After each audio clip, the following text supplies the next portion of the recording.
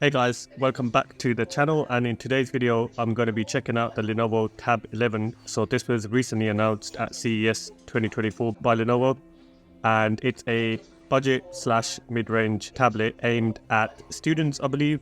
So, for education, note-taking, productivity, things along those lines. Currently this bundle I have here with the Tab Pen costs £199 in the UK. But you can get various bundles that come with a folio case or charging brick, but you can check that out on Lenovo's website. So if we just have a quick look at the box, flip it around the back, we've got some specifications here of what we're dealing with, but we'll check out what we actually get in the box. The tablet here, so I'm just going to put that down, and then you get your paperwork, user guide for the tablet, you get the SD card ejecting pin, USB-C charging cable, and then the Tab Pen, looking good, and extra tips for the pen. So let's just peel off this protective film on the tablet.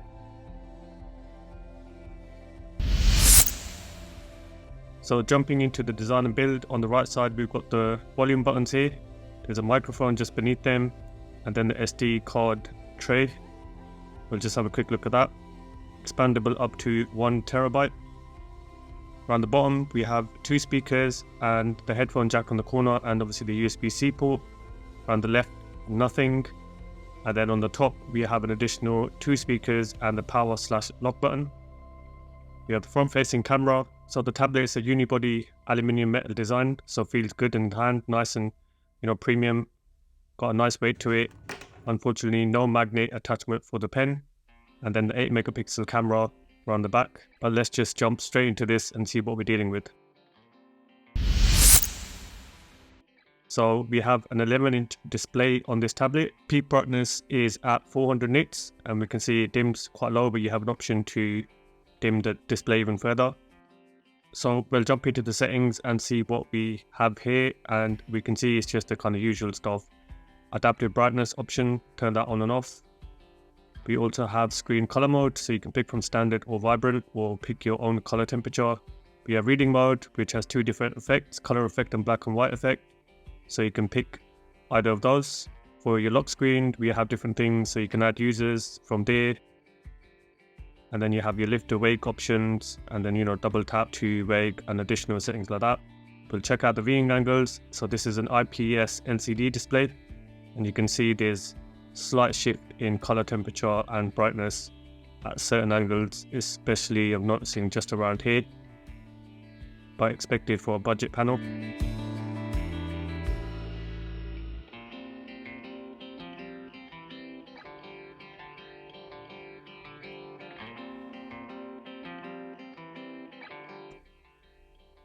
And then if we have a look at some note-taking, so we have the Nebo app, which is built in. Tab Pen works absolutely fine. The 90Hz refresh rate definitely helps with making the screen feel quite a bit smoother, and the pen feels responsive. So it would be absolutely fine for note-taking, and they have nice built-in features like this, converting text, handwriting to text. But for me, the pen worked absolutely fine, was quite good to use. And we'll just do some scribblies on here. We can see there's a slight bit of latency, but nothing too drastic. So we'll check out the speakers, and we have Dolby Atmos speakers and the quad speakers on here, so you can pick from dynamic, movie or music.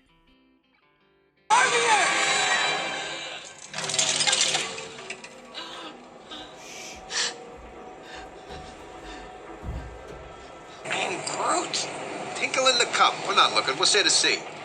What's a twig? Everybody's seen a twig. I'm Groot. You pour what's in the cup out into space and go in the cup again. You speak Groot? That's the total on Asgard. It was an elect. You'll know when we're close.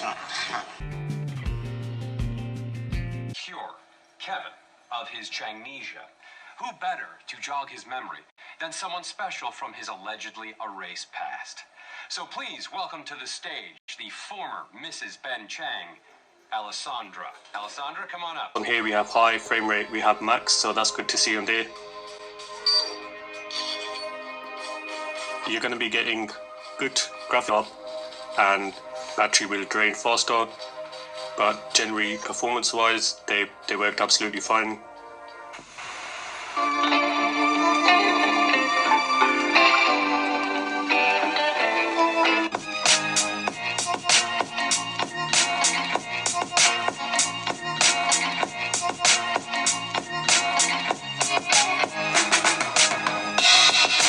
So from what I can tell, the speakers get quite loud, very loud, which is good. They're not really bass heavy, but they do sound good.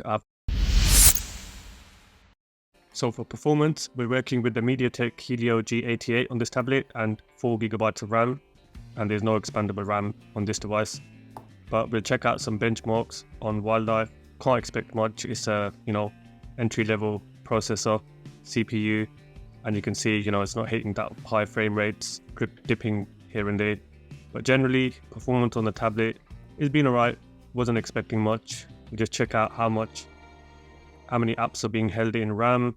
I mean, I found most apps had to be reloaded, but obviously depends on what app you're using. If it's something that's going to be heavy on the RAM, then obviously it's going to clear out everything in the background.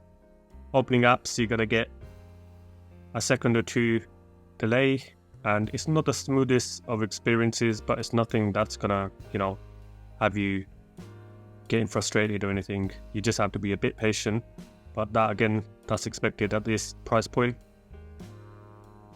So it's just a few seconds here and there of apps loading, things like that. So if we jump into gaming, we'll just check out a bunch of different games. So this is Modern Strike Online, and I've set everything to high, and it's playable. You might get some skipping of frames here and there, but for my experience it worked absolutely fine. But as you can expect at this price point and this kind of processor, prolonged gaming will cause battery drain and you will feel the tablet heating up, which I definitely noticed. So we'll jump into PUBG, check out the settings here, and on here we could only pick HD as the highest, as anything higher than that wasn't allowed. And then frame rate I've set to high, so that's 90 Hz, but obviously in game is going to be different. And again, same kind of experience, might get jitters here and there, but perfectly playable. And again, prolonged use will cause battery drain and the tablet to heat up, but I played for a good couple of hours and was absolutely fine.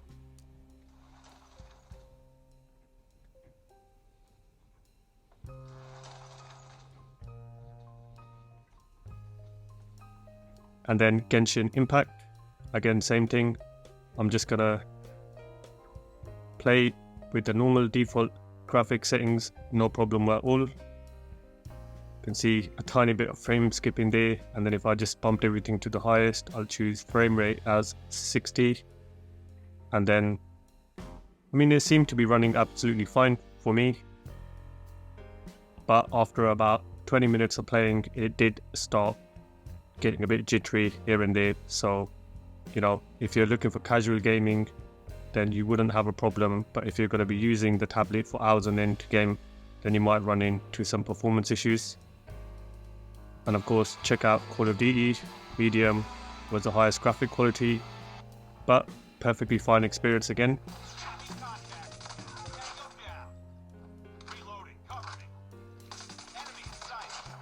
Go around, pop in these mans.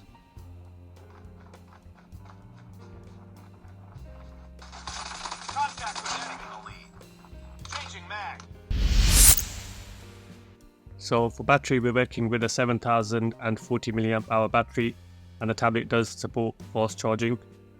And we can see just in the settings, different options we have here for charging optimization. So good to see. Lenovo has loads of stuff built into the software that is beneficial. And battery life for me was absolutely fine. Like I said, if you're using it intensively, then you're going to get battery drain.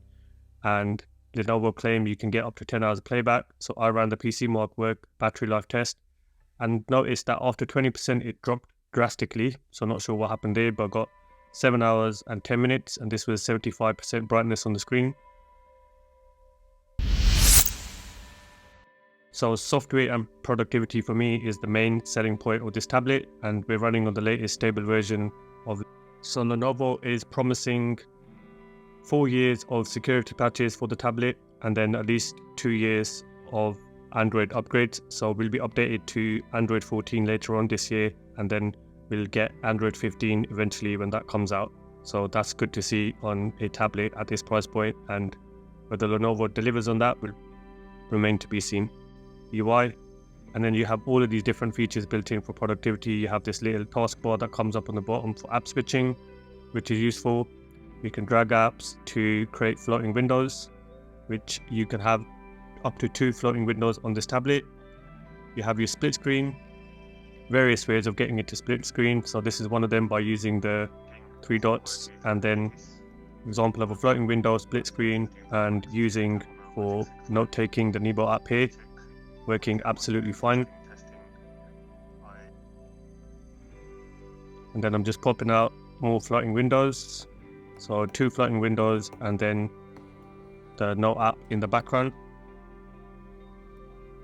You have this little pull tab on the side if you want to just jump into the previously opened apps, and then they'll pop up as floating windows as well.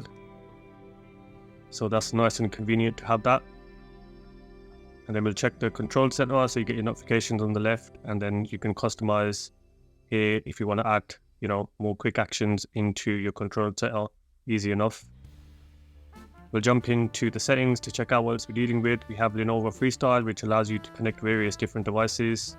More connections, you've got your usual tethering, VPN, private DNS, personal customization, any customization stuff, notifications, and control center, loads of different options here.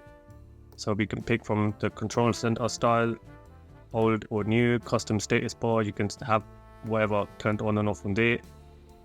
Biometric and password, we have just password and face unlock, and then you can pick different options from there.